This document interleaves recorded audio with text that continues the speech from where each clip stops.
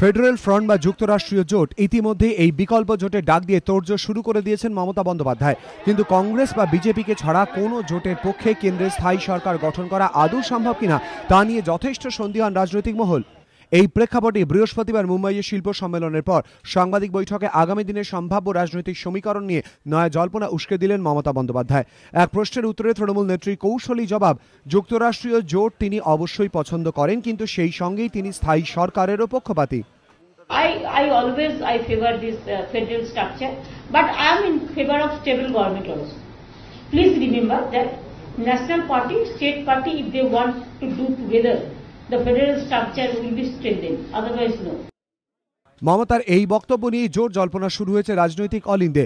যুক্তরাষ্ট্রীয় জোট পছন্দ করলেও তিনি স্থায়ী সরকারের পক্ষপাতী, এমনটা বলে কি মমতা এটাই বোঝাতে চাইলেন? যুক্তরাষ্ট্রীয় জোটের পক্ষে কেন্দ্রের স্থায়ী সরকার তৈরি করা সম্ভব নয়, নাকি নির্বাচনের পর যুক্তরাষ্ট্রীয় মোর্চার পক্ষে যদি স্থায়ী সরকার গঠন করা সম্ভব হচ্ছে না এমন পরিস্থিতি তৈরি হয়, তাহলে কেন্দ্রের স্থায়ী সরকার গঠনের স্বার্থে কংগ্রেস বা বিজেপি নেতৃত্বাধীন কোনো জোটকেও সমর্থন দিতে পারেন মমতা বন্দ্যোপাধ্যায়? মুম্বাইয়ে বসে বিজেপি কিংবা কংগ্রেসের উদ্দেশ্যে কি কোনো বার্তা দিলেন তৃণমূল নেত্রী? এই সব প্রশ্নই এখন ঘুরপাক খাচ্ছে রাজনৈতিক মহলে। ধ্রুবজ্যোতি প্রামাণিক, এবিপি আনন্দ, মুম্বাই।